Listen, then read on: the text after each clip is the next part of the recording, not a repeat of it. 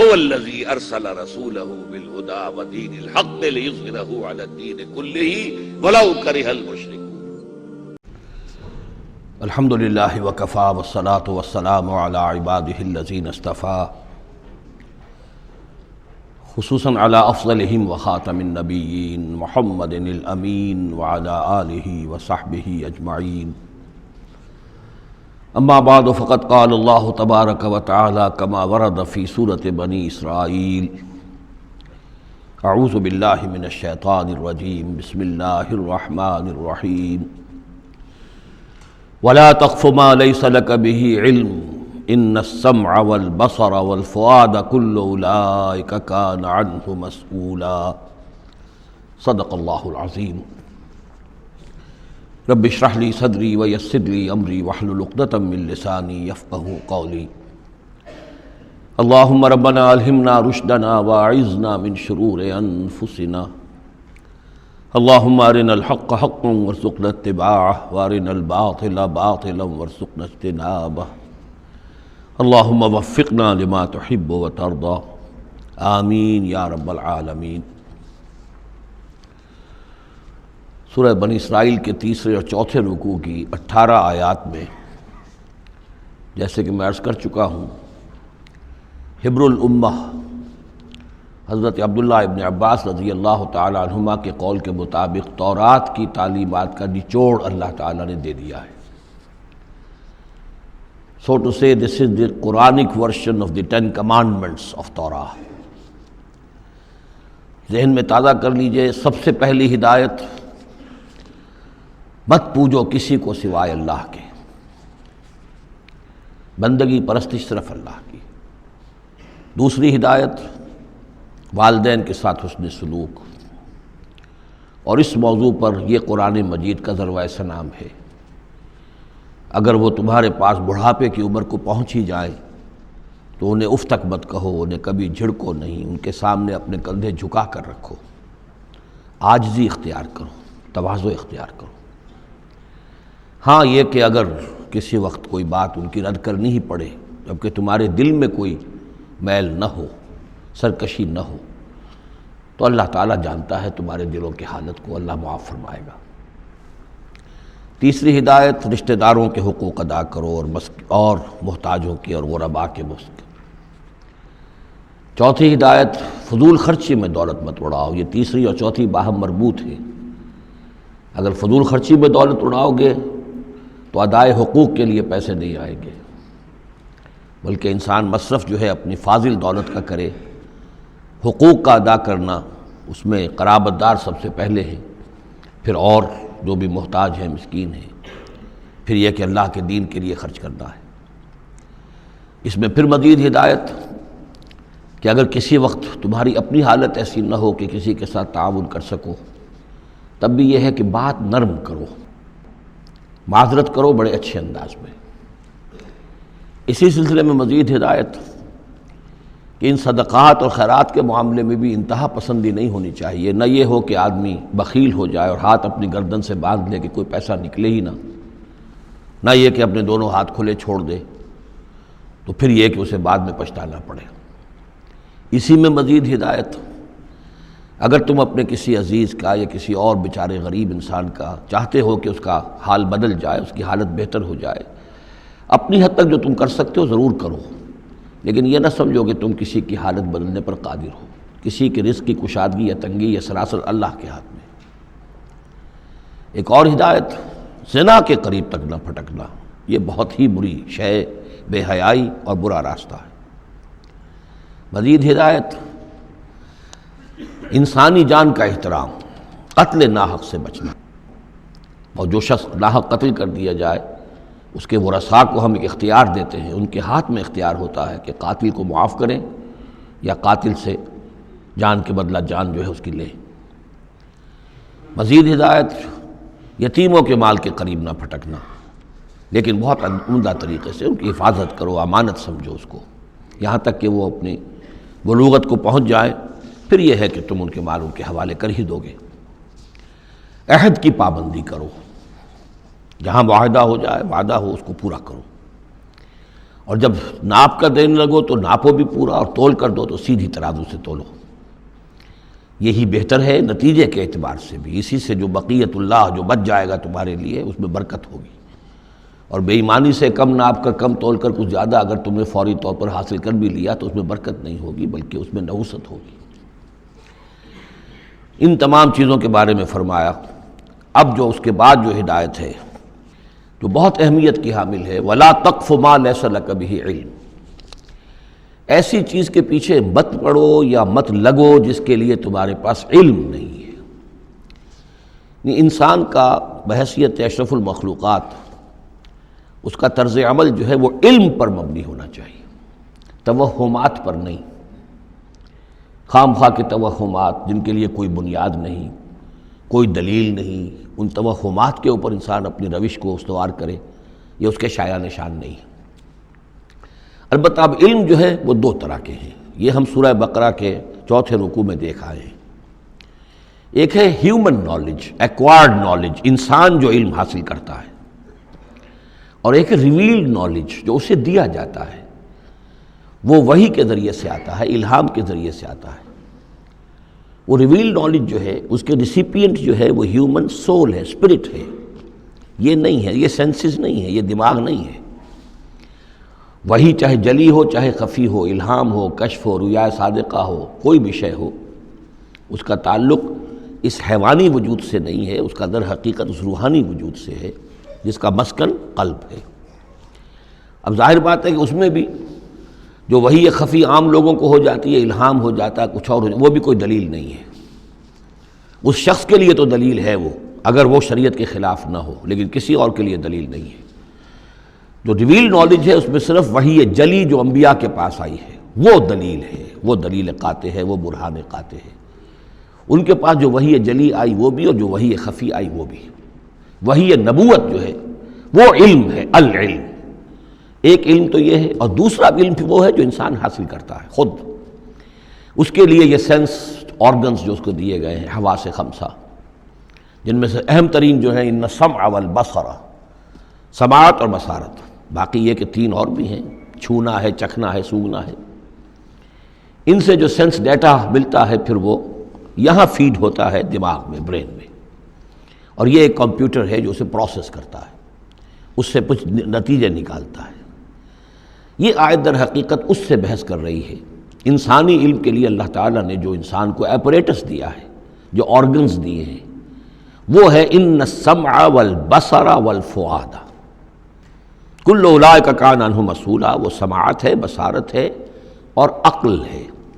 یہ فؤاد کا ترجمہ میں نے عرض کیا تھا، عام طور پر دل کیا گیا ہے، حالانکہ کوئی اس کے لیے جو لغوی کوئی بنیاد موجود نہیں ہے کہ کون سا لفظ ہے، کون سا اس کا مادہ ہے۔ اس کا مادہ وہی ہے جس سے لفظ فائدہ نکلا ہے، اور آپ نے دیکھا ہوگا پرانے زمانے کتابوں میں کچھ لکھا پھر فے لکھ دیتے ہیں، فے فائدہ، یعنی اس بات سے یہ نتیجہ نکلتا ہے، پھر فے یہ نتیجہ نکلتا ہے، تو فائدہ نتیجہ ہے۔ اسی طرح فعید کہتے ہیں عربی زبان میں اس شے کو، جیسے سبزی ہے بہت سی، آپ نے اس کو ابال لیا اور بھون دیا تو اس میں پانی وانی نکل جاتا ہے، بجھ کر رہ جاتی، تھوڑی سی ہو جاتی، بھجیا ہم کہتے ہیں اس کے، بھجیا بن گئی ہے۔ گوشت کا بھی یہ ہے کہ جب آپ اس کو سینکتے ہیں پانی وغیرہ نکل جاتا ہے، مختصر ہو جاتا ہے تو اس کا خلاصہ نکلتا ہے۔ تو سینس ڈیٹا سے جو خلاصہ نکالتا ہے پھر یہ برین کمپیوٹر، یہ ہے در حقیقت فؤاد۔ اس سے فائدہ حاصل کرنا، اس سے نتیجہ نکالا، اس سے انفر کرنا، اور اس سے انفر کر کے پھر جو بھی پاسٹ میموری موجود ہے، سٹورڈ ہے اس کے اندر، اس کے ساتھ اس کو پھر وہ کمپیئر کرتا ہے، پھر کوئی نیا نتیجہ نکلتا ہے تو اب سٹور کر لیتا ہے کہ ایک بات اور مجھے معلوم ہو گئی۔ اور یہ اس طریقے سے رفتہ رفتہ انسانی علم بڑھتے بڑھتے کہاں تک پہنچ گیا ہے، عقلیں دنگ ہیں، کہاں تک پہنچ گیا۔ آج کسی ایک انسان کے لیے ممکن ہی نہیں رہا ہے کہ وہ پورا جو معلومات کا دائرہ اس وقت ہے تمام سائنسز کے اندر ان کا احاطہ کر سکے، ناممکن۔ کسی فزسسٹ کے لیے یہ ممکن نہیں ہے کہ صرف فزکس کے دائرے کی تمام معلومات کو وہ اپنے ذہن میں جمع کر سکے۔ اتنا بڑا ایکسپلوژن ہے معلومات کا، وہ سب اسی سے ہے، ان السمع والبصر والفؤاد کل اولئک کان عنہ مسئولا۔ ان چیزوں کی مسئولیت ہے، اللہ نے یہ چیزیں تمہیں دی ہیں، اب ان کو تو بند کر کے رکھ چھوڑو، توہمات کے اوپر اپنا بنیاد رکھ لو، زلزلہ کیسے آتا ہے؟ ایک گائے ہے، گائے کے دو سینگوں پر یا بیل کے دو سینگوں پر زمین کھڑی ہے، وہ ایک سینگ کے اوپر وہ ٹکا لیتا ہے، پھر جب ذرا وہ تھک جاتا ہے تو وہ بدلتا ہے تو دوسرے سینگ کے اوپر زمین کو لاتا ہے تو زلزلہ آ جاتا ہے۔ اس کے لیے کوئی دلیل یا تو ہونی چاہیے کتاب اللہ اور سنت رسول سے، وہ دلیل ہے، اور یا پھر دلیل ہوگی اس ذریعہ علم سے، جو ہیومن نالج ہے، اس سے جو علم حاصل ہو رہا ہے وہ قطعی ہے، وہ یقینی ہے، وہ ویریفائیبل ہے، وہ ایکسپیریمنٹیشن سے حاصل ہو رہا ہے، آبزرویشن سے حاصل ہو رہا ہے، پھر جو نتائج آپ نکالتے ہیں انہیں ویریفائی کر سکتے ہیں۔ تو یہ ہے اصل میں وہ آیت کہ جو انتہائی اہم ہے۔ قرآن مجید نے نوع انسانی کو اس راستے پر ڈالا ہے کہ توہمات کے تمام ذخیرہ کو رد کر کے اور علم پر اپنے موقف کو قائم کرو۔ اس کو کہا گیا ہے، اس کو جان لیجئے کہ اصل میں اس سے پہلے جو فلسفہ تھا، ارسطو کا فلسفہ، اس کا ڈنکا بج رہا تھا پوری دنیا میں، عالم اسلام میں بھی بہت عرصے تک ارسطو کا یہ ڈنکا بجتا رہا ہے، اب جا کر کہیں بمشکل ان چیزوں کی گرفت ڈھیلی پڑی ہے۔ وہ ہے استخراجی منطق۔ معلومات کا دائرہ بہت کم تھا، جو بھی معلومات تھی اس میں سے وہ نکالتے جا رہے ہیں، نتیجے نکال رہے ہیں، اسی میں سے وہ بال کے کھال اتار کر استخراجی ڈیڈکٹیو لاجک۔ قرآن نے آ کر انڈکشن، منطقی استقرائی کا دور شروع کیا۔ کھول آنکھ، زمیں دیکھ، فلک دیکھ، فضا دیکھ، آبزرو کرو۔ افلا ينظرون الى الابل كيف خلقت والى السماء كيف رفعت والى الجبال كيف نصبت والى الارض كيف سطحت۔ دیکھو زمین کو، آسمان کو دیکھو، یہ تمام فینومینا آف نیچر اللہ کی نشانیاں، آیات ہیں۔ یہ تقدس عطا کیا ان کو، یہ اللہ کی آیات ہیں، اللہ کی نشانیاں اور قوانین طبیعہ اللہ تعالیٰ کے۔ ٹھیک ہے، اس معنی میں تو ہم مانتے ہیں کہ اللہ جب چاہے ان کو توڑ دے، لیکن روز روز تو وہ ٹوٹتے نہیں ہیں۔ اتنے محکم قوانین ہیں یہ، اگر یہ محکم قوانین نہ ہوتی، سائنس پاسبل ہی نہ ہوتی، ٹیکنالوجی ممکن ہی نہ ہوتی۔ کبھی کوئی قانون ہو جاتا حرکت کا، کبھی قانون حرکت کا بدل جاتا، تو پھر کیسے کوئی آپ مشین بناتے، کیسے کوئی آپ کوئی ٹیکنالوجی ممکن نہیں تھی۔ These laws of nature, physical laws, وہ بہت مضبوط ہے، اللہ کے بنائے ہوئے۔ ہاں، اللہ سے بالا تر نہیں ہے، یہ نہیں ہے کہ اللہ بھی پابند ہو گیا انہی کا۔ ظاہر بات ہے کہ سمندر ایک ہی دفعہ پھٹا ہے، حضرت موسیٰ علیہ السلام کے لیے معجزے کے طور پر روز روز تو نہیں پھٹتا سمندر۔ آگ نے ایک ہی مرتبہ جلانے سے انکار کیا ہے حضرت ابراہیم علیہ السلام کو، باقی روز روز تو نہیں۔ تو یہ چیزیں شاذ ہوتی ہیں، لیکن یہ معجزے کو ہم مانتے ہیں۔ اللہ تعالیٰ جب چاہے اپنے قوانین کو توڑ دے، لیکن یہ قوانین روز روز نہیں ٹوٹتے، یہ قوانین جو ہے مستقل ہے، دائم ہے، اور انہی کے ذریعے سے یہ پاسبل ہے سائنس۔ تو در حقیقت علامہ اقبال کا ایک بہت اہم نظریہ ہے جس کی طرف میں توجہ دلانا چاہتا ہوں۔ انہوں نے اپنے خطبات میں یہ بات کہی ہے، The inner core of the present Western civilization is Quranic۔ اس موجودہ مغربی تہذیب کی بھی جو انر کور ہے، اس کا جو خالص اندرونی جو اس کا محور ہے، وہ خالص قرآنی ہے، کیونکہ یہ سائنس پر قائم ہے۔ اور قرآن نے جو ہے اسی طرف توجہ دلائی ہے۔ توہمات کو ایک طرف رکھو، یہ سب آکلٹ سائنسز وغیرہ جو ہیں، ان سے بھی ہمارے ہاں بڑی سخت جو ہے اسے بیزاری کا اظہار ہے۔ یہ نجومی بیٹھے ہوئے ہیں، یہ لکیریں دیکھی جا رہی ہے، یہ سائنس آف نمبرز ہے، آکلٹ سائنس قطعاً نہیں، یہ سائنسز نہیں ہے، کوئی توجہ مت کرو۔ وَلَا تَقْفُ مَا لَيْسَ لَكَ بِهِ عِلْم، اور العلم علمان، علم دو ہی طرح کا ہے، یا پھر وہ صحیح جو اللہ نے جو اپریٹس دیا تھا حضرت آدم علیہ السلام کے اندر ودیت کر دیا تھا، علم الاسماء، اسی کے ذریعے سے ایکسفولیشن ہو رہی ہے اس اپریٹس کے ذریعے سے، اور علم پھیلتا چلا جا رہا ہے۔ یا وہ علم ہے اور یا پھر وہ علم ہے وَإِمَّا يَأْتِيَنَّكُم مِّنِّي هُدًى فَمَن تَبِعَ هُدَايَ فَلَا خَوْفٌ عَلَيْهِمْ وَلَا هُمْ يَحْزَنُونَ۔ یورپ کی تباہی کا سبب یہ ہوا کہ اس نے دوسرے علم سے نگاہیں بند کر لی، وہی کہ اپنا سلسلہ توڑ لیا، صرف اس علم کے اوپر رہ گیا۔ تو یہ گویا کہ دو آنکھوں میں سے اللہ نے جو دی تھی انسان کو، ایک یہ ایکوائرڈ نالج کی آنکھ اور ایک ریویل نالج کی آنکھ، وہ ریویل نالج کی آنکھ بند کر لی، اس سے اس نے دجالیت کی شکل اختیار کر لی ہے۔ ورنہ خود اپنی جگہ پر یہ ایکوائرڈ نالج، یہ علم الاسماء، یہ اللہ کا عطا کردہ ہے، اس میں فی نفسہ ہی کوئی خرابی نہیں ہے، صرف یہ کہ دوسری طرف سے بے توجہ ہو گئی، اس نے اس کے اندر جو نتیجے کے اعتبار سے خرابی پیدا کر دی۔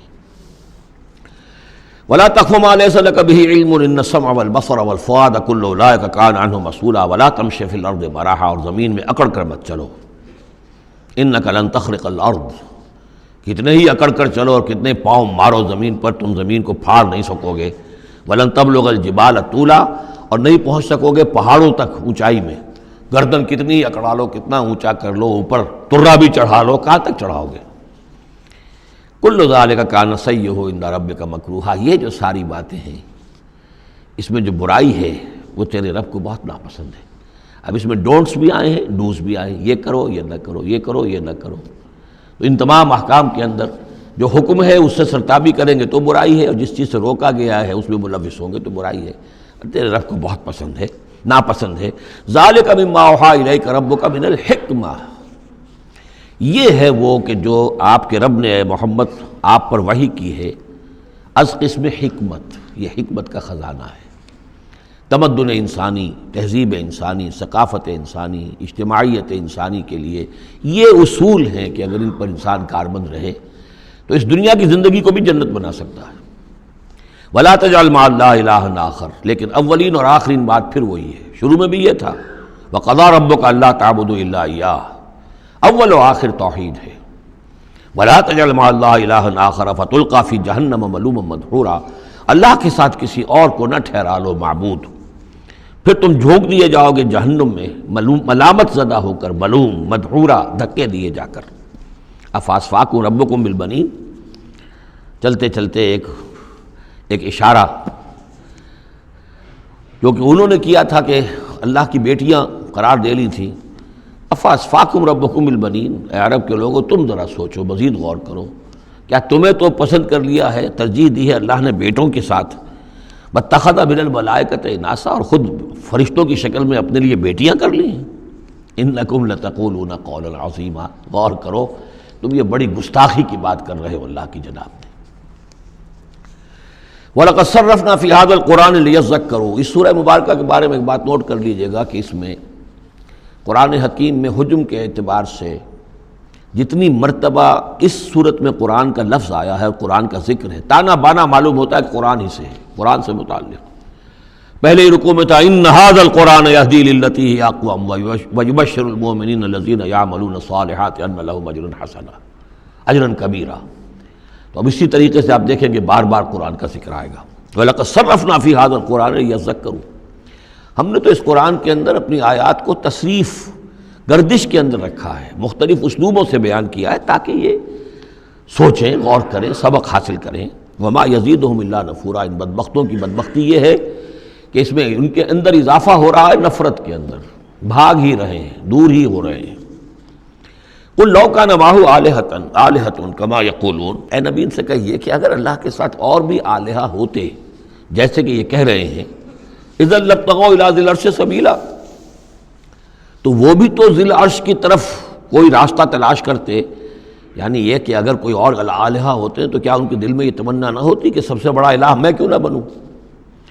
راجے مہاراجے چھوٹے ہوتے ہیں، بڑا مہاراجا چھوٹے راجے، چھوٹے راجوں کے اندر پھر وہ امنگ پیدا ہوتی ہے کہ نہیں ہوتی کہ کیوں نہ میں ہی مہاراجا بنوں؟ ایک شہنشاہ ہے، اس کے تحت بہت سے لوگ ہیں، نواب ہیں، گورنر ہیں، تو کیا تم دیکھتے نہیں بسا اوقات گورنر جو ہے وہ سرکشی کرتا ہے اور وہ چاہتا ہے کہ خود وہ بادشاہ بنے، اس کے بھی تو دو ہاتھ دو پاؤں ہیں، کیا ہے اس کے پاس؟ تو وہ چاہتے ہیں کہ کوئی نہ کوئی صورت اختیار کریں کہ وہ بغاوت کریں، اور اس دنیا کے اندر پھر امن اور سکون اور چین، اس کائنات کے اندر نظم کیسے قائم رہتا؟ سبحانہ و تعالی، بہت پاک ہے وہ، بہت بلند و برتر ہے، اما یقولون، ان باتوں سے جو یہ کہہ رہے ہیں، علواً کبیرا، اور اس کی بلندی بہت بلند ہے۔ تسبح له السماوات السبع والارض، اس کی تسبیح میں لگے ہوئے ہیں ساتوں آسمان اور زمین، ومن فیہن، اور جو بھی ان میں ہے۔ یہ تسبیح قولی بھی ہو سکتی ہے، اس لیے کہ اس میں آگے آ جائے گا وَلَٰكِن لَا تَفْقَهُونَ تَسْبِيحَهُمْ، تم اس کی تسبیح کو نہیں جان سکتے، سمجھ نہیں سکتے۔ ہر شے کو اللہ نے زبان دے رکھی ہے، جیسے حامد سجدہ میں ہم پڑھیں گے انطقنا اللہ الذی انطق کل شیء، ہر شے کی کوئی زبان ہے اور وہ اپنی زبان سے اللہ کی تسبیح کر رہی ہے۔ لیکن ایک چیز ہماری سمجھ میں بھی آتی ہے کہ ہر شے اپنے وجود سے گویا کہ اعلان کر رہی ہے کہ میرا صانع، میرا مالک، میرا خالق وہ ہر عیب سے پاک ہے، وہ اپنے وجود سے۔ جیسے تصویر جو ہے وہ مصور کے کمال فن پر گواہی دیتی ہے، میرا بنانے والا بڑا کامل فنکار ہے، تصویر گویا کہ اپنے مصور کی عظمت کا اظہار کر رہی ہے۔ تو اس کائنات کی ہر شے گویا کہ زبان حال سے اللہ کی تسبیح کر رہی ہے۔ وَإِن مِّن شَيْءٍ لَّا يُسَبِّحُ بِحَمْدِهِ، کوئی شے نہیں ہے مگر یہ کوئی تسبیح کرتی ہے اللہ کے حمد کے ساتھ، وَلَٰكِن لَّا تَفْقَهُونَ تَسْبِيحَهُمْ، لیکن تم اس کی تسبیح کو سمجھ نہیں سکتے۔ إِنَّهُ كَانَ حَلِيمًا غَفُورًا، یقیناً اللہ حلیم ہے، تحمل والا ہے، فوراً نہیں پکڑتا، غفور ہے، بخشنے والا ہے۔ وَإِذَا قَرَأْتَ الْقُرْآنَ، پھر دیکھیے قرآن کا تذکرہ ہے۔ اے نبی جب آپ قرآن پڑھ کر انہیں سناتے ہیں، جعلنا بینک وبین الذین لا یؤمنون بالآخرۃ حجابا مستورا، تو ہم آپ کے اور ان لوگوں کے مابین کے جو آخرت پر یقین نہیں رکھتے، ایمان نہیں رکھتے، ایک غیر مرئی پردہ حائل کر دیتے ہیں۔ پردہ حائل کیوں ہوا ہے؟ کیونکہ وہ آخرت کو مانتے ہی نہیں، تو متوجہ ہے ہی نہیں، سنجیدگی ہے ہی نہیں، لاؤبالیانہ پن ہے، بابر وحش کوش کے عالم دوبارہ نہیں، اس تو توجہ سے کاہے کو سنیں گے؟ لیکن اس کو اللہ تعالیٰ اپنی طرف تعبیر کر رہے ہیں، اس قانون فطرت کے مطابق چونکہ ہے، ہم ڈال دیتے ہیں ان کے اور آپ کے مابین ایک غیر مرئی پردہ۔ نتیجہ کیا نکلتا ہے؟ وَجَعَلْنَا عَلَىٰ قُلُوبِهِمْ أَكِنَّةً، ان کے دلوں کے اوپر بھی ہم غلاف چڑھا دیتے ہیں، پردے ڈال دیتے ہیں، يَفْقَهُوهُ کہ وہ اسے سمجھ نہ پائیں، وَفِي آذَانِهِمْ وَقْرًا، ان کے کانوں کے اندر ثقل پیدا کر دیتے ہیں۔ وَإِذَا ذَكَرْتَ رَبَّكَ فِي الْقُرْآنِ وَحْدَهُ، اور جب آپ قرآن مجید میں اپنے پروردگار کا ذکر کرتے ہیں توحید کے ساتھ، اکیلے اسی کا، وَاللَّهُ عَلَىٰ أَدْبَارِهِمْ نُفُورًا، تو وہ اپنی پیٹھیں موڑ کر چل دیتے ہیں بدک کر کے، یہ کیا ایک ہی اللہ، ایک ہی اللہ، ایک ہی اللہ کی رٹ لگا رکھی انہوں نے، اور آلیہ بھی تو ہیں، آخر ان کا بھی کچھ ذکر کریں، کبھی ان کا بھی بارے ان کا بھی بیان ہو جائے، لیکن نہیں، یہ تو ایک ہی اللہ کی رٹ لگاتے ہیں، تو وہ بالکل بدک کر چلے جاتے ہیں۔ نحن اعلم بما یستمعون به اذ یستمعون الیک، اور جب اے نبی یہ آتے ہیں آپ کے پاس اور توجہ سے بیٹھ کر سنتے ہیں تو ہمیں خوب معلوم ہے یہ کیا سنتے ہیں۔ میں عرض کر چکا ہوں اس کا پس منظر کہ وہ اپنے عوام پر یہ اثر ڈالنے کے لیے کہ یہ لوگ تو بڑے مخلص ہیں، سمجھنا چاہتے ہیں، پھر ہمارے ذہین ہے، انٹیلیجنسیا ہے ہمارا، یہ ہمارا ایلیٹ ہے، تو یہ جا کر سوچتے ہیں پھر آخر کوئی بات نہیں ہوگی محمد کے پاس کہ یہ لوگ جو ہیں پھر خالی ہاتھ واپس آتے ہیں۔ ہمیں خوب معلوم ہے جو یہ سننے کے لیے آتے ہیں آپ کے پاس تو کیا سننے آتے ہیں۔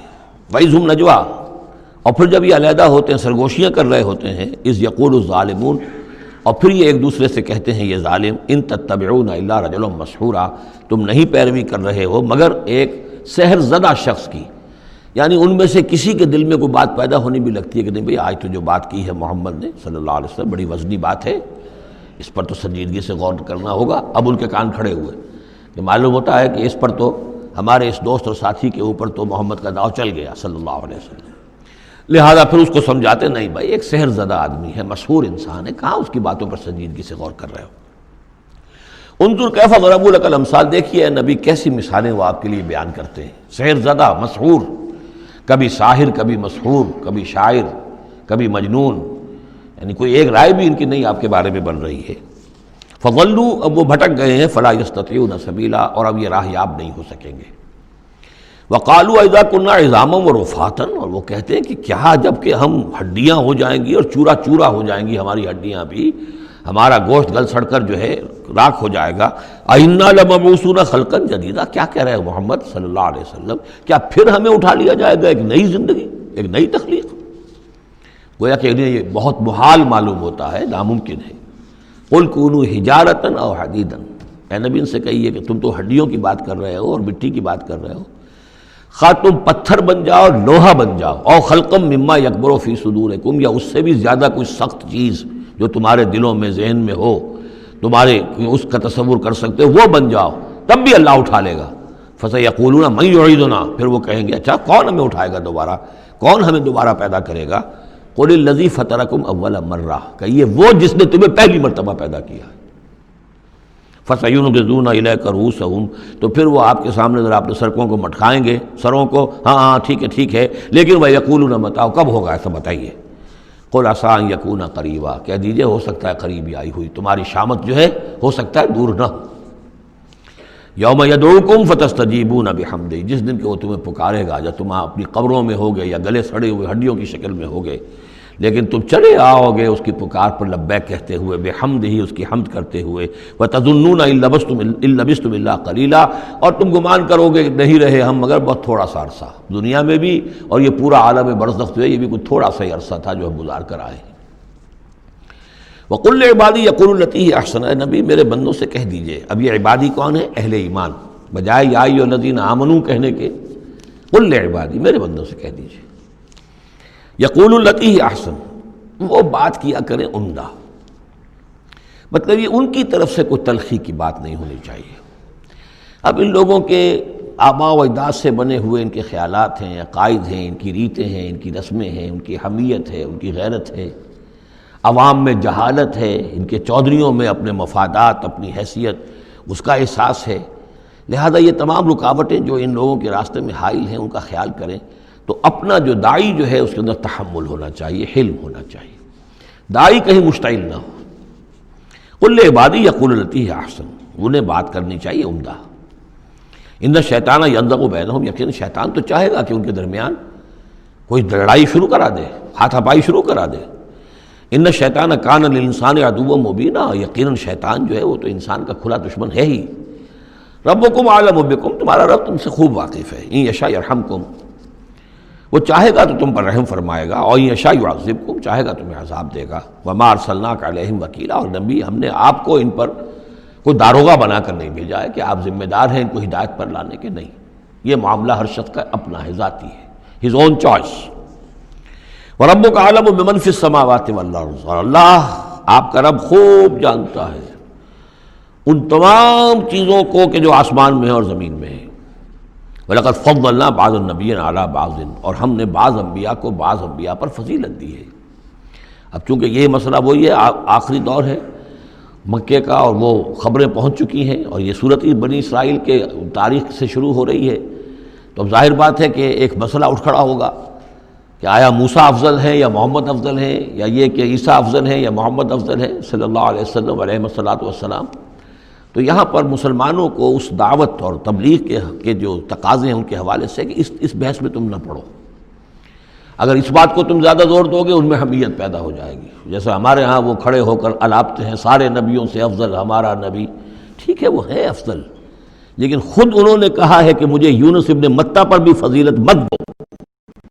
حضور کے صحیح حکم کی خلاف ورزی کرتے ہیں جو یہ کہتے ہیں افضل، اس میں کوئی شک نہیں، لیکن یہ کہ اس افضلیت کا اس طریقے کا چرچا کرنا جو ہے اس سے دوسروں کے اندر ایک جو ہے منفی کیفیات پیدا ہوتی ہیں۔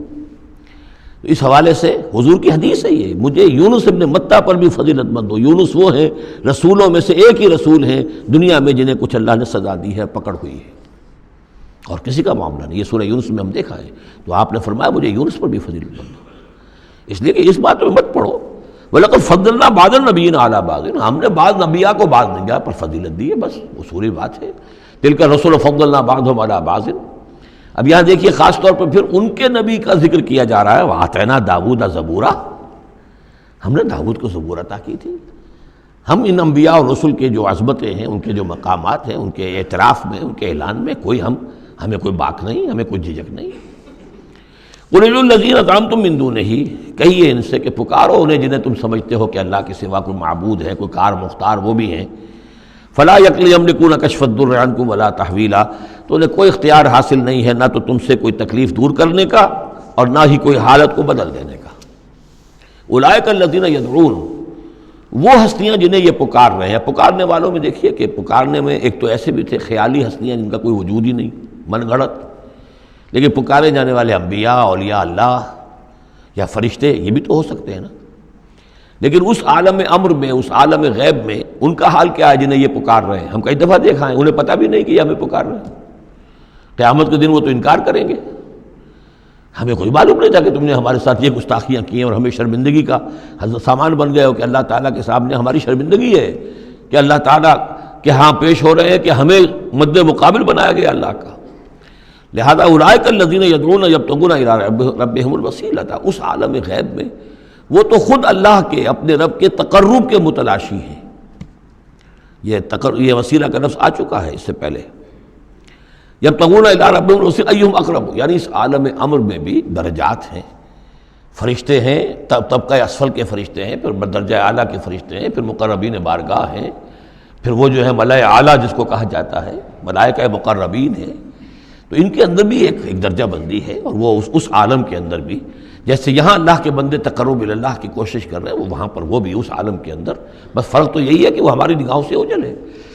جب یبتغون الی ربہم الوسیلۃ ایہم اقرب، چاہتے ہیں کہ اور آگے بڑھیں اور قرب ہو جائے، ایک دوسرے سے آگے نکل جائیں۔ وَيَرْجُونَ رَحْمَتَهُ، اور اس کی رحمت کے امیدوار ہیں، وَيَخَافُونَ عَذَابَهُ، اور اس کے عذاب سے ڈرتے رہتے ہیں. ان عذاب ربک کان محذورا، واقعہ یہ ہے کہ آپ کے رب کا عذاب جو ہے واقعتاً ایسی شے ہے جس سے ڈرتے رہنا چاہیے. وَإِن مِّن قَرْيَةٍ إِلَّا نَحْنُ مُهْلِكُوهَا قَبْلَ يَوْمِ الْقِيَامَةِ أَوْ مُعَذِّبُوهَا عَذَابًا شَدِيدًا، اور نہیں ہے کوئی بستی مگر یہ کہ ہم اسے ہلاک کر کے رہیں گے قیامت کے دن سے قبل، یا عذاب دیں گے اسے بہت ہی شدید عذاب. اس آیت کو جوڑ لیجئے گا، چونکہ یہ جوڑا ہے یہ سورت اور یہ سورہ کہف. لِيُنذِرَ بَأْسًا شَدِيدًا مِّن لَّدُنْهُ، بہت بڑی جنگ اور بہت بڑی تباہی جو آنے والی ہے قیامت سے قبل، اس کی طرف اشارہ ہے کہ یہ جو، اور آج کل جو بھی آپ تصور کر سکتے ہیں کہ ایٹمک جنگ اگر ہو جائے تو کیا ہوگا دنیا میں، نیوکلیئر وار ہو اور کسی میں وہ چھڑ سکتی ہے. لیکن یہ کہ قیامت سے پہلے الملحمۃ العظمیٰ، ایک بہت بڑی جنگ ہونے والی ہے جس کی کہ احادیث کے اندر خبریں ہیں، جس کا تذکرہ پھر آئے گا سورہ کہف کے اندر صراحت کے ساتھ. تو کوئی بستی ایسی نہیں ہے قیامت سے پہلے وہ عذاب آئے گا. اور معذبوها عذابا شدیدا کان ذلک فی الکتاب مستورا، اور یہ تمام چیزیں جو ہیں اللہ کی کتاب میں لکھی ہوئی ہیں، طے شدہ ہیں، وہ آنا ہے، اس کا ایک ٹائم ٹیبل معین ہے. وما منعنا ان نرسل بالآیات، اور ہمیں نہیں روکا اس سے کہ ہم آیات بھیجیں. اب وہ مسئلہ چھڑ رہا ہے دوبارہ جو سورہ انعام سے چل رہا ہے کہ نشانی کیوں نہیں دکھاتے، حصے نشانی، کوئی معجزہ.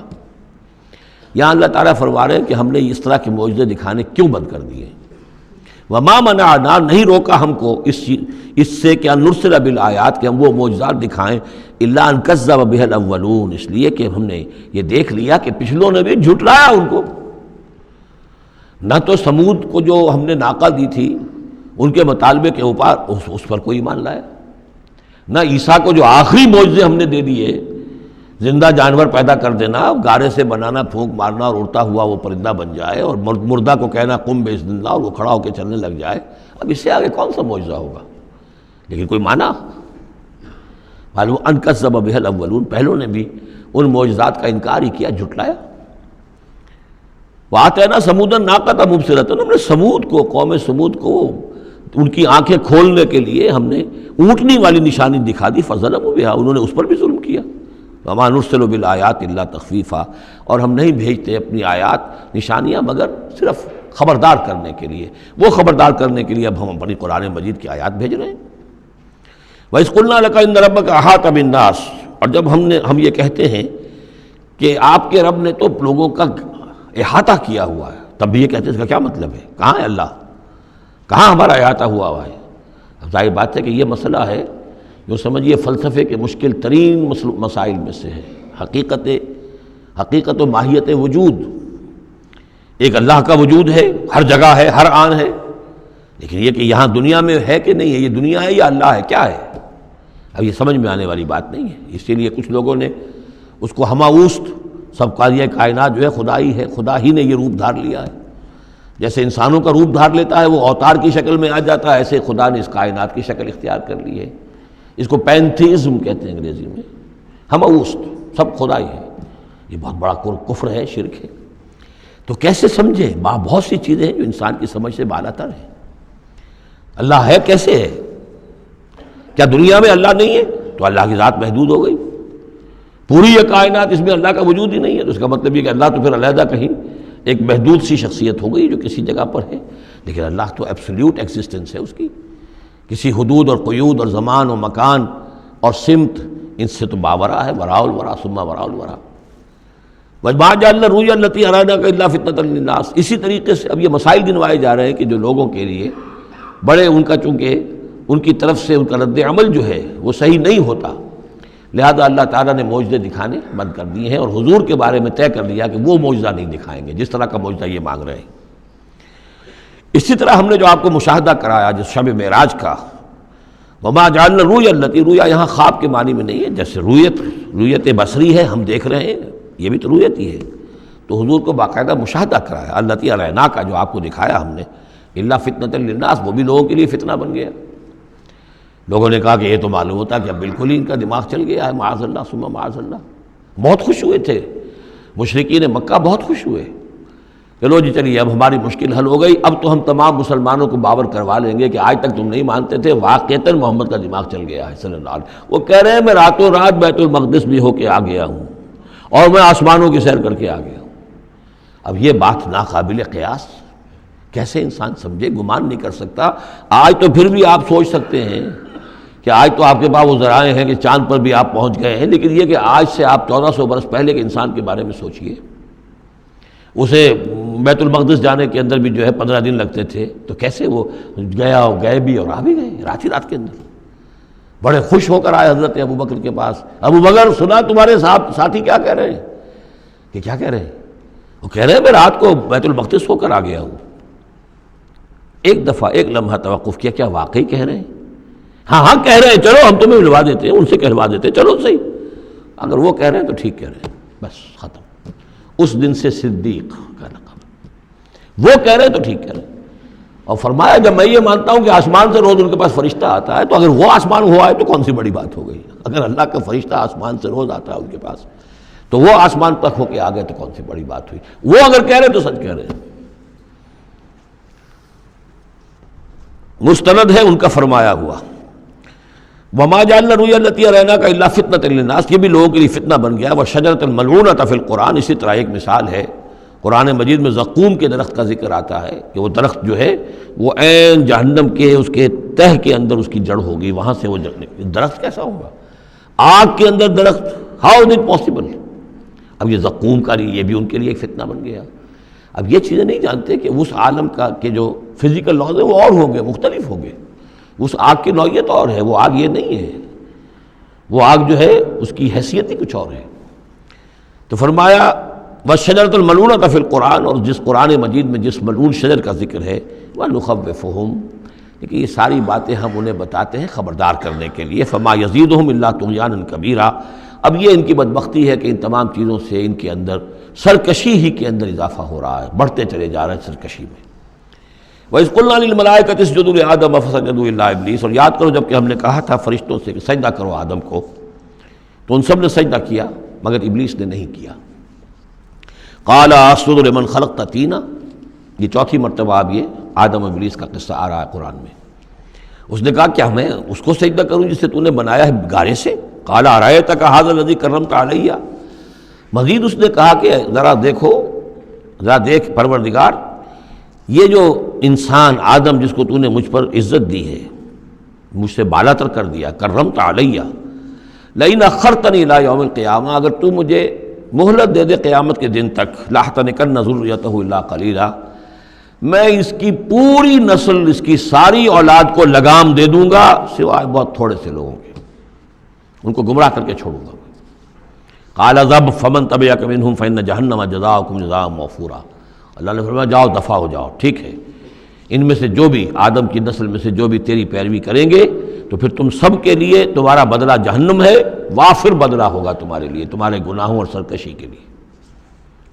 واستفزز من استطعت منهم، یہ لفظ آئے گا کئی بار، ذرا نوٹ کر لیجیے۔ فز کہتے ہیں عربی زبان میں بکری کا جو بچہ نوزائیدہ ابھی ہوتا ہے، جیسے کل بھی میں نے ذکر کیا تھا، وہ کھڑا ہوتا ہے تو ٹانگیں اس کی لڑکھڑا رہی ہوتی ہیں، تو اس طریقے سے یعنی اس طرح جب کہ کسی انسان کی ٹانگیں لڑکھڑا جائیں، اس کے اندر حوصلہ ختم ہو جائے، ہمت اس کا جواب دے رہی ہو، تو اس کے لیے پھر یہ محاورہ ہے یا کنایا ہے۔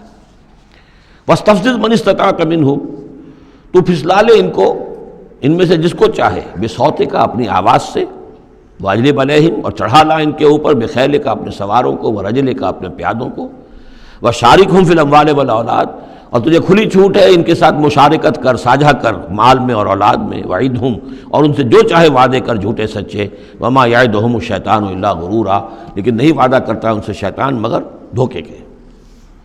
ان عبادی لیس لک علیہم سلطان، میرے بندوں پر تجھے اختیار کوئی نہیں ہوگا، ورغلا لو جس طرح، سبز باغ دکھا لو جس طرح، جو چاہو وسوسہ اندازی کر لو، اس کا اختیار ہے، لیکن یہ اختیار نہیں ہے کہ میرے کسی بھی بندے کو تم زبردستی اس کی مرضی کے خلاف، اس کی مرضی کے بغیر گمراہی پر لے جاؤ۔ وَكَفَىٰ بِرَبِّكَ وَكِيلًا، اور کافی ہے تیرا رب ان کے لیے کارساز، جو اللہ کے بندے جو شیطان سے بچنا چاہیں۔ ربکم الذی یسجی لکم الفلک فی البحر، تمہارا رب وہ ہے جو چلاتا ہے کشتیوں کو سمندر میں یا دریا میں، لتبتغوا من فضلہ، تاکہ تم اس کے فضل کو حاصل کر سکو۔ انہ کان بکم رحیما، یقیناً وہ تم پر بہت ہی رحیم ہے اور شفیق ہے۔ وَإِذَا مَسَكُمُ الضُّرُّ فِي الْبَحْرِ، یہ مضمون کئی دفعہ آ چکا ہے جب تمہیں تکلیف پہنچتی ہے سمندر میں، طوفان آتا ہے، موت نظر آتی ہے، ضل من تدعون الا اياه، تو سب گم ہو جاتے ہیں تم سے، بھول جاتے ہیں ان سب کو جن کو تم عام حالات میں پکارتے ہو، جن کو ڈنڈوت کرتے ہو اور جن کے سجدے کرتے ہو۔ فلما نجاکم الى البر، سوائے اللہ کے سب کو بھول جاتے ہو، صرف اللہ کو پکارتے ہو۔ پھر جب اللہ تعالیٰ تمہیں بچا کر نکال کر لے آتا ہے خشکی پر، آرس تم پھر اعراض کرتے ہو، پھر رخ موڑ لیتے ہو۔ وکان الانسان کفورا، یقین انسان بہت ناشکرا ہے۔ افامنتم ان یخسف بکم جانب البر، تو کیا تم اس سے ڈرتے نہیں کہ وہی اللہ تمہیں زمین میں خشکی میں بھی تو دھنسا سکتا ہے کہ نہیں؟ آسودہ ساحل تو ہے مگر شاید ہی تجھے معلوم نہیں، ساحل سے بھی موجیں اٹھتی ہیں، خاموش بھی طوفان ہوتے ہیں، کیا خشکی میں لوگ مرتے نہیں ہیں؟ وہاں جب تھے تو چیخ رہے تھے، چلا رہے تھے، اللہ کو پکار رہے تھے، خشکی پر آتے ہی، اور اب تم بھول گئے اللہ کو، تو کیا اللہ یہاں تمہیں دھنسا نہیں سکتا زمین میں؟ ان یخسف بکم جانب البر اور یرسل علیکم حاصبا، یا تم پر ایک ایسی تیز آندھی بھیج دے اس بر پر، خشکی پر، کہ جس میں پتھر ہوں اور پتھراؤ ہو تمہارا اور تم ہلاک ہو جاؤ۔ ثم لا تجدوا لکم وکیلا، پھر تمہیں کوئی بچانے والا نہ ملے۔ ام امنتم ان یعیدکم فیہ تارۃ اخری، تو کیا تمہیں اس کا ڈر نہیں رہا کہ پھر کبھی دوبارہ اللہ تمہیں لے جائے اسی سمندر میں؟ فیرسل علیکم قاصفا من الریح، اور پھر ایک زوردار جھکڑ تمہارے اوپر چھوڑ دے، فیغرقکم بما کفرتم، اور تمہیں غرق کر دے تمہارے کفر کی پاداش میں۔ ثم لا تجدوا لکم علینا تبیعا، پھر تم ہمارا کوئی نہیں پاؤ گے کہ جو ہمارا تعاقب کر سکے، ہم سے باز پرس کر سکے کہ وہ فلاں لوگوں کے ساتھ یہ معاملہ کیوں کر دیا گیا۔ وَلَقَدْ كَرَّمْنَا بَنِي آدَمَ وَحَمَلْنَاهُمْ فِي الْبَرِّ وَالْبَحْرِ، یہ آیت بھی انسان کی، جیسا کہ میں نے بار عرض کیا ہے، جو بھی کریشن ہے اللہ کا، اس کا کلائمیکس انسان ہے۔ گویا کہ یہ سارا سلسلہ جو ہے تنزلات، اللہ کا حرف کن، اور کن سے وہ خلق نور، اس نور سے وہ تخلیق ارواح انسانیہ اور ملائکہ، پھر ایکسپلوژن، دی بگ بینگ، اور اس سے وہ حرارت اور وہ آتشی کرے، اور اس دور میں جنات کی جو تخلیق ہوئی، اور پھر اس کے بعد ان کا ٹھنڈا ہونا، اور پھر یہ بارش کا برسنا، اور بارش اور زمین، پانی اور زمین کے اب یہاں سے جو حیات ارضی ہے اس کا آغاز ہونا۔ ہر دو عالم خاک شد تا بست نقش آدمی، اے بہار نیستی از قدر خود ہوشیار باش۔ وَلَقَدْ كَرَّمْنَا بَنِي آدَمَ، اور ہم نے بڑی تکریم کی ہے، عزت کی ہے آدم کے نسل کی۔ وَحَمَلْنَاهُمْ فِي الْبَرِّ وَالْبَحْرِ، اور ہم اٹھائے پھرتے ہیں اس کو، گویا کہ جیسے کہ گود میں کوئی لے کر چل رہا ہو۔ ہم، ظاہر بات ہے نظام قدرت ہے اللہ کا ہے، ہم اسے اٹھائے پھرتے ہیں۔ حَمَلْنَاهُمْ فِي الْبَرِّ وَالْبَحْرِ، بر میں بھی اور بحر میں بھی۔ وَرَزَقْنَاهُمْ مِنَ الطَّيِّبَاتِ، اور ہم انہیں پاکیزہ رزق دیتے ہیں، عمدہ چیزوں کا۔ وَفَضَّلْنَاهُمْ عَلَىٰ كَثِيرٍ مِّمَّنْ خَلَقْنَا تَفْضِيلًا، اور فضیلت دی ہے ہم نے انہیں اپنی بہت سی مخلوقات کے اوپر، بہت بڑی فضیلت دی ہے۔ یوم ندعو کل اناس بامامہم، اب تصور کرو جن کے رتبے ہیں سوا، ان کے سوا مشکل ہے، جب یہ مقام دیا گیا ہے تو محاسبہ بھی ہوگا، حساب کتاب بھی ہوگا، جواب دہی بھی ہوگی۔ حیوانات سے کوئی جواب دہی نہیں ہے۔ یوم ندعو کل اناس بامامہم، جس دن کہ ہم ہر لوگوں کو پکاریں گے اپنے اپنے اماموں کے ساتھ، اپنے اپنے لیڈروں کے ساتھ، آؤ۔ فمن اوتی کتابہ بیمینہ، تو جس کو بھی دیا جائے گا اعمال نامہ اس کے داہنے ہاتھ میں، فاولئک یقرؤون کتابہم، وہ پڑھیں گے اپنے اعمال نامے کو خوشی کے ساتھ، ولا یظلمون فتیلا، اور ان پر دھاگے کے برابر بھی ظلم نہیں کیا جائے گا۔ ومن کان فی ہذہ اعمی فہو فی الآخرۃ اعمی، جو اس دنیا میں اندھا رہا وہ وہاں بھی اندھا ہوگا، اس نے یہاں آیات الہی کو دیکھا ہی نہیں، حیوانوں کا سا دیکھنا دیکھا، انسانوں کا سا دیکھنا نہیں دیکھا۔ دیدن دیگر آموز، سنیدن دیگر آموز کی نوبت نہیں آئی۔ جو یہاں اندھے رہے تو آخرت میں بھی اندھے ہوں گے، بلکہ اس سے بھی زیادہ اضل سبیلا، بھٹکے ہوئے ہوں گے۔ وَإِن كَادُوا، یہ بہت اہم مضمون آیا ہے جو اس سے پہلے سورہ یونس میں آیا تھا، اب یہاں آیا ہے۔ وَإِن كَادُوا لَيَفْتِنُونَكَ عَنِ الَّذِي أَوْحَيْنَا إِلَيْكَ لِتَفْتَرِيَ عَلَيْنَا غَيْرَهُ، اور اے نبی یہ لوگ تو تلے ہوئے ہیں اس بات پر کہ آپ کو بچلا دیں، فتنے میں ڈال دیں اس چیز کے بارے میں جو ہم نے آپ کی طرف وحی کی ہے، تاکہ آپ کوئی اور شے گھڑ کر ہماری طرف، اس قرآن کے سوا کوئی شے گھڑ کر ہماری طرف منسوب کر دیں۔ سورہ یونس میں آیا تھا کہ انہوں نے کہا ایتے بقرآن غیر ھذا او بدلہ، اے نبی اے محمد یہ قرآن بہت ریجڈ ہے، ان کمپرومائزنگ ہے، اس کو تو ہم قبول نہیں کر سکتے، ناٹ ایکسیپٹیبل۔ ہاں کچھ اس میں ترمیم کرو، کچھ کو بدل دو، کچھ نرمی کرو، کچھ ہماری بات مانو، کچھ اپنی بنواؤ، وہی دباؤ۔ اور آپ اندازہ کر لیجئے جو میں آپ کو واقعہ سنا چکا ہوں کہ کس طریقے سے عوام کے اوپر ان لیڈروں نے اپنا اثر قائم کر لیا تھا۔ وہ لوگ سمجھتے تھے کہ ٹھیک تو کہہ رہے ہیں، یہ بھائی رسالت کا دعویٰ کر رہے ہیں تو اس معجزہ دکھائیں۔ ادھر یہ ہے کہ اللہ تعالیٰ کا فیصلہ یہ کہ معجزہ نہیں دکھائیں گے۔ ان کان کبر علیک اعراضهم فان استطعت ان تبتغي نفقا في الارض او سلما في السماء فتاتيهم بآية، اگر آپ کے اندر طاقت ہے تو لے آئیے کہیں سے معجزہ، کوئی آسمان پہ سیڑھی لگائیں یا زمین میں سرنگ لگا لیں، لے آئیے اس میں معجزہ، ہم تو نہیں دکھائیں گے۔ تو کس قدر دباؤ تھا حضور پر صلی اللہ علیہ وسلم۔ اس دباؤ میں اس کا بھی اضافہ ہے کہ کہتے اچھا ٹھیک ہے محمد ہم بات مان لیں گے آپ کی، ذرا یہ اس کے اندر ترمیم کیجیے، ائت بقرآن غیر ھذا او بدل۔ وہی بات یہاں ہے، وَإِن كَادُوا لَيَفْتِنُونَكَ عَنِ الَّذِي أَوْحَيْنَا إِلَيْكَ لِتَفْتَرِيَ عَلَيْنَا غَيْرَهُ، یہ تلے ہوئے ہیں کہ آپ کو بچلا دیں گے اس چیز سے اور منحرف کر دیں گے کہ جو ہم نے آپ کی طرف وحی کی ہے، تاکہ کچھ اور چیز گھڑ کر آپ ہماری طرف منسوب کر دیں۔ وَإِذًا لَاتَّخَذُوكَ خَلِيلًا، اور پھر یہ آپ کو اپنا دوست بنا لیں گے۔ دوست کیا، وہ تو بادشاہ بنانے کو تیار تھے، ہم آپ کو بادشاہ بنانے کو تیار ہیں۔ وَلَوْلَا أَن ثَبَّتْنَاكَ، بہت اہم آیت ہے یہ، اور اگر ہم نے ہی نہ آپ کے پاؤں جما دیے ہوتے۔ دیکھیے محمد الرسول اللہ کی بات ہو رہی ہے، آسان نہیں ہے، دباؤ، اس پورے پریشرز جو چاروں طرف سے پڑ رہے تھے۔ اللہ فرماتے ہیں وَلَوْلَا أَن ثَبَّتْنَاكَ، اگر ہم نے آپ کے قدم نہ جما دیے ہوتے، لَقَدْ كِدتَّ تَرْكَنُ إِلَيْهِمْ شَيْئًا قَلِيلًا، تو عین ممکن تھا کہ آپ کچھ نہ کچھ ان کی طرف مائل ہو ہی جاتے، جھک ہی جاتے۔ دباؤ اتنا شدید تھا۔ لولا ان ثبتناک، بالکل ویسے ہی ہے جیسے کہ حضرت یوسف کے بارے میں فرمایا وَلَقَدْ هَمَّتْ بِهِ وَهَمَّ بِهَا لَوْلَا أَن رَأَىٰ بُرْهَانَ رَبِّهِ، اس عزیز کی بیوی نے تو قصد کیا ہی تھا، یوسف بھی کرتا، اگر اللہ کی ایک برہان نہ دیکھ لیتا، اس کا امکان موجود تھا کہ بربنائے تب بشری، وہی معاملہ یہاں۔ وَلَوْلَا أَن ثَبَّتْنَاكَ، اگر ہم نے آپ کے پاؤں نہ جما دیے ہوتے، آپ کے دل کو جما نہ دیا ہوتا، آپ کو ثبات عطا نہ کر دیا ہوتا، لَقَدْ كِدتَّ، آپ تو قریب ہو گئے تھے، تَرْكَنُ إِلَيْهِمْ کہ کچھ شَيْئًا قَلِيلًا ان کی طرف جھک جائے۔ اِذًا لَأَذَقْنَاكَ ضِعْفَ الْحَيَاةِ وَضِعْفَ الْمَمَاتِ، اگر ایسا ہو جاتا تو ہم آپ کو دگنی سزا دیتے دنیا کی اور دگنی سزا دیتے آخرت کی۔ الرب رب وإن تنزل والعبد عبد وإن ترقى ثم لا تجد لك علينا نصيرا، پھر نہ پاتے آپ اپنے لیے ہمارے مقابلے میں کوئی مددگار، آپ کو چھڑانے والا کوئی نہ ہوتا۔ میں ترجمہ وہی کر رہا ہوں کہ جو قرآن کے الفاظ ہیں، لیکن مفہوم سمجھ لیجئے، یہ سختی اصل میں حضور کی طرف نہیں ہے، بظاہر خطاب حضور کی طرف ہے، عتاب جو ہے خطاب حضور کی طرف، عتاب ہو رہا ان پر جو دباؤ ڈال رہے ہیں کہ بدبختو، ہمارے نبی کے لیے یہ بالکل ممکن نہیں ہے، یہ ہرگز نہیں کریں گے۔ وَإِن كَادُوا لَيَسْتَفِزُّونَكَ مِنَ الْأَرْضِ لِيُخْرِجُوكَ مِنْهَا، اور یہ تلے ہوئے اس بات پر کہ آپ کے قدم اکھاڑ دیں اس سرزمین سے، مکے سے، تاکہ یہاں سے نکال باہر کریں آپ کو، لِيُخْرِجُوكَ مِنْهَا، یہ گویا کہ بالکل آخری وقت ہے اب مکی دور کا کہ جس میں کہ وہ کشاکش انتہا کو پہنچ چکی تھی۔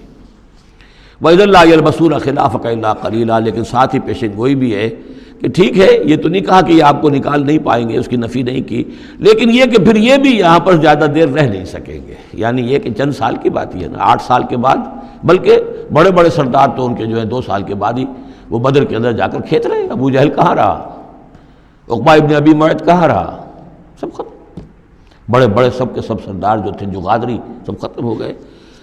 وَإِن كَادُوا لَيَسْتَفِزُّونَكَ مِنَ الْأَرْضِ، جیسے وہ پاؤں ڈگمگاتے ہیں، لڑکھڑاتے ہیں مرغی کے نوزائیدہ، اس بکری کے نوزائیدہ بچے کے، یہ چاہتے ہیں کہ آپ کے قدموں کو یہاں سے ہلا دیں۔ لا يستفزونك من الارض ليخرجوك منها، تاکہ وہ یہاں سے نکال دیں آپ کو۔ وَإِذًا لَا يَلْبَسُونَ خِلَافَكَ إِلَّا قَلِيلًا، اس صورت میں خود یہ بھی پھر یہاں پر زیادہ دیر نہیں رہ سکیں گے سوائے تھوڑا سا عرصہ۔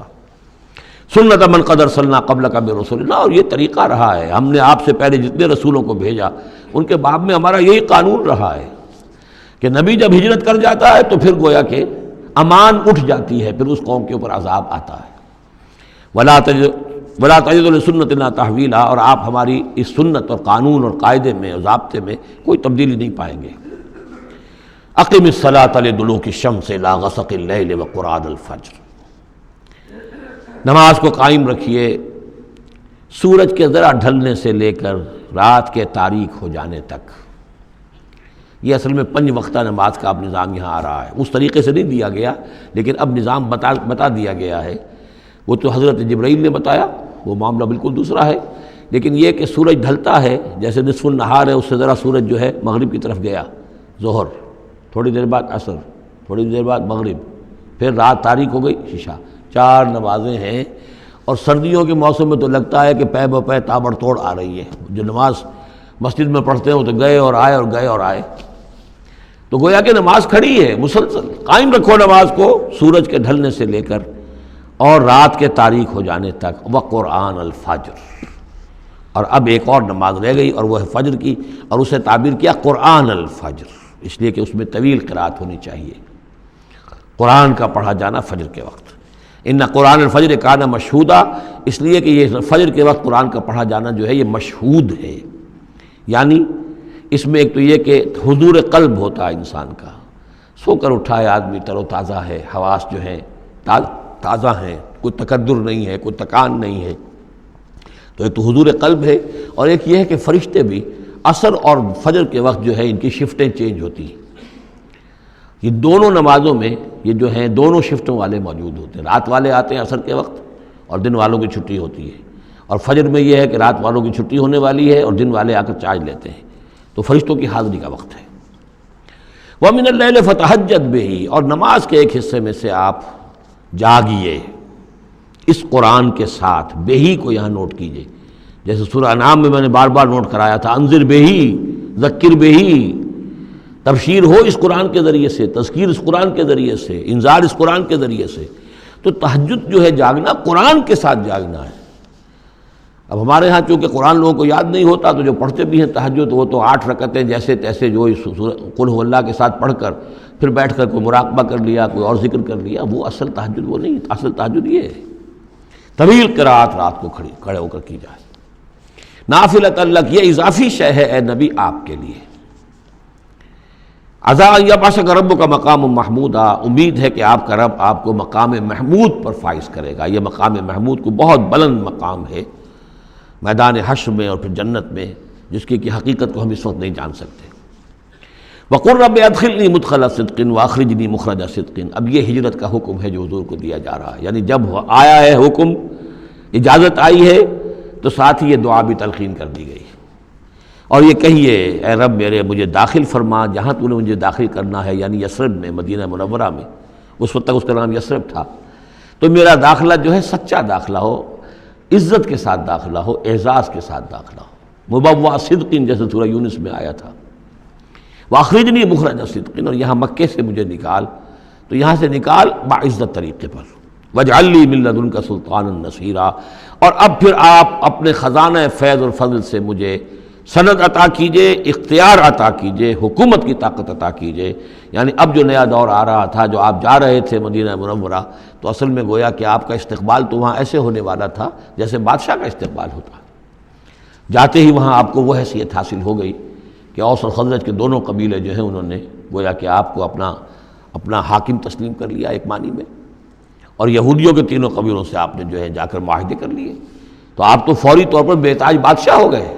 اسی کی دعا تلقین کی جا رہی ہے، اللہ تعالیٰ نے جو چیز دینی تھی ایک دعا کی شکل میں گویا کہ محمد رسول اللہ صلی اللہ علیہ وسلم کو تلقین فرما دیا۔ وَقُلْ رَبِّ أَدْخِلْنِي مُدْخَلَ صِدْقٍ وَأَخْرِجْنِي مُخْرَجَ صِدْقٍ وَاجْعَلْ لِي مِن لَّدُنْكَ سُلْطَانًا نَصِيرًا۔ وَقُلْ جَاءَ الْحَقُّ وَزَهَقَ الْبَاطِلُ، اور کہہ دیجئے حق آ گیا باطل گیا۔ اگرچہ حق کے آنے میں باطل کے جانے میں ابھی بظاہر تو چند سال ہیں، ابھی 8 سال کے بعد مکہ فتح ہوگا، لیکن یہ کہ عالم امر میں تو فیصلہ ہو چکا اللہ تعالیٰ کے ہاں، تو اس کے لیے جو بھی ہے ٹائم ٹیبل معین ہے۔ قل جاء الحق وزهق الباطل ان الباطل کان زہوقا، یقیناً باطل جو ہے وہ تو ہے ہی بھاگ جانے والی شے، اس کے لیے کوئی صبر اور ثبات ہے ہی نہیں۔ وَنُنَزِّلُ مِنَ الْقُرْآنِ مَا هُوَ شِفَاءٌ وَرَحْمَةٌ لِّلْمُؤْمِنِينَ، اور ہم اس قرآن میں سے دیکھیے کتنی مرتبہ قرآن کا ذکر آ رہا ہے، سب سے زیادہ کثرت کے ساتھ قرآن مجید میں اگر اوسط لگائیں گے تو اس ایوریج کے ساتھ قرآن کا ذکر خود قرآن کی کسی صورت میں اتنا موجود نہیں ہے جتنا کہ سورہ بنی اسرائیل میں ہے۔ اور ہم اس قرآن میں وہ چیز نازل فرما رہے ہیں ما هو شفاء ورحمۃ للمؤمنین، جو شفا ہے اور رحمت ہے اہل ایمان کے حق میں۔ سورہ یونس کی 2 آیتیں پھر ذہن میں لے آئیے، یا ایھا الناس قد جاءتکم موعظۃ من ربکم وشفاء لما فی الصدور وہدی ورحمۃ للمؤمنین۔ وہی بات یہاں ہے، یہ شفا ہے سینے کے روگ، کفر، شرک، تکبر، حسد، حب مال، حب جاہ، حب اولاد، حب دنیا، یہ تمام محبتیں جو ہیں ان کی جڑ کاٹ دینے والی شے۔ ننزل من القرآن ما هو شفاء ورحمۃ للمؤمنین ولا یزید الظالمین الا خسارا، لیکن یہ ظالموں کو نہیں اضافہ کرتا ظالموں کے لیے مگر خسارے کا۔ یضل بہ کثیرا ویہدی بہ کثیرا۔ وَإِذَا أَنْعَمْنَا عَلَى الْإِنسَانِ أَعْرَضَ وَنَأَىٰ بِجَانِبِهِ، اور جب ہم انسان کے اوپر اپنی نعمتوں کی بارش کرتے ہیں تو اب وہ اکڑنے لگتا ہے، اعراض کر جاتا ہے، ہمیں بھول جاتا ہے اور ایک طرف کو کرنی کترا جاتا ہے۔ وَإِذَا مَسَّهُ الشَّرُّ كَانَ يَئُوسًا، جب کوئی تکلیف آ پڑتی ہے تو مایوس ہو کر رہ جاتا ہے، ہمت ٹوٹ جاتی ہے۔ قُلْ كُلٌّ يَعْمَلُ عَلَىٰ شَاكِلَتِهِ، اے نبی کہہ دیجئے ہر شخص اپنے شاکلہ کے مطابق عمل کر رہا ہے۔ یہ شاکلہ کیا ہے؟ اس سے پہلے میں شاید بیان کر چکا ہوں، لا یکلف اللہ نفسا الا وسعہا کے ذیل میں، کہ اللہ تعالیٰ نے ہر انسان کی ایک شخصیت کے کچھ حدود ہیں جو معین کی ہوئی ہیں، ان حدود سے وہ تجاوز نہیں کر سکتا، اس کا سارا امتحان انہی حدود کے اندر ہے۔ جو جینز مجھے ملے ہیں، جو جینز آپ کو ملے ہیں، ظاہر بات ہے میرا چوائس نہیں ہے، they are given for me, آپ کے لیے بھی گیون ہے۔ ان میں کیا صلاحیتیں ہیں، کون سی چیز زیادہ ہے کون سی کم ہے، اللہ جانتا۔ پھر یہ کہ جس ماحول میں مجھے پیدا کیا، جس میں آپ کو پیدا کیا، جو حالات میرے تھے جو آپ کے تھے وہ بھی اللہ تعالیٰ کی طرف سے دیے ہوئے تھے۔ ان دونوں چیزوں سے جو شے وجود میں آتی ہے وہ شاکلہ ہے، وہ پیٹرن ہے۔ جیسے کہ آپ کو کوئی دھات جس سے کوئی شے ڈھال کر بنانی ہے تو پہلے اس کا سانچہ بناتے ہیں، اس سانچے میں پھر اس دھات کو اس کو میلٹ کر کے جب اس کو پگھلا کر ڈالتے ہیں تو اسی کی شکل اختیار کر لیتی ہے، تو یہ پیٹرن ہے۔ اب اس کے اندر آدمی نیکی کے لیے، بدی کے لیے، جو بھی کرتا ہے، بھلائی کے لیے، اچھائی، اس پیٹرن کے اندر اندر کرے گا، اس سے آگے نہیں جا سکتا، جس کو آپ انگریزی میں کہتے ہیں one can not outgrow his skin. کتنا ہی آپ پھیل جائیں، موٹے ہو جائیں، وہ کھال اور پھیل جائے گی، کھال سے باہر تو نہیں نکل سکیں گے، کتنے ہی آپ فرما ہو جائیں۔ تو یہ شاکلہ ہے، اس شاکلہ کے اندر اندر آپ کو کام کرنا ہے۔ اللہ جانتا ہے کہ اس نے شاکلہ کون سا دیا تھا آپ کو، اس کے حساب سے، اس کی مناسبت سے حساب لے گا آپ سے۔ لا یکلف اللہ نفسا الا وسعہا، فربکم اعلم بمن هو اہدی سبیلا۔ اسی کو حضور نے بیان فرمایا کہ الناس کالمعادن، معدنیات کی طرح ہے، کہ سونے کی اور ہے اور چاندی کی اور ہے۔ تو تیرا رب خوب جانتا ہے کہ کون ہے وہ کہ جو زیادہ ہدایت پر ہے، راستے پر، راستے کے اعتبار سے۔ وَيَسْأَلُونَكَ عَنِ الرُّوحِ، یہ ان 3 سوالوں میں سے ایک تھا کہ جو پوچھے گئے تھے حضور سے امتحاناً۔ جیسے پہلے ایک سوال کیا گیا تھا کہ یہ بنی اسرائیل مصر کیسے پہنچ گئے، کیا ماجرا تھا ان کے پہنچنے کا، ایسے ہی یہ 3 سوال ایک مرتبہ انہوں نے پوچھوائے تھے یہودیوں نے، یہود کے علماء نے۔ یہ محمد نبوت کا دعویٰ کر رہے ہیں تو آپ لوگ پوچھئے ان سے ذرا، پہلی بات تو یہ پوچھئے کہ روح کی کیا حقیقت ہے، دوسرے یہ ذوالقرنین کون تھے، ان کے کیا حالات تھے، تیسرے اصحاب کہف کون تھے۔ تو اصحاب کہف اور ذوالقرنین کے سوالوں کا جواب سورہ کہف میں ہے جو اگلی سورت ہے۔ روح کے بارے میں یہاں مختصر جواب دیا جا رہا ہے۔ یسألونک عن الروح، یہ آپ سے روح کے بارے میں پوچھ رہے، قل الروح من امر ربی وما اوتیت من العلم الا قلیلا، یہ تیرے رب، آپ کے رب کے امر میں سے ہے، یہ عالم امر کی شے ہے، اور نہیں دیا گیا تمہیں علم میں سے مگر تھوڑا سا۔ عالم امر کا علم تم حاصل نہیں کر سکتے، تمہارے لیے سارا علم جو ہے وہ عالم خلق کا علم ہے۔ تمہاری یہ ساری جو ان السمع والبصر والفؤاد، اس کی رسائی جو ہے وہ عالم خلق تک ہوگی، اس سے آگے نہیں۔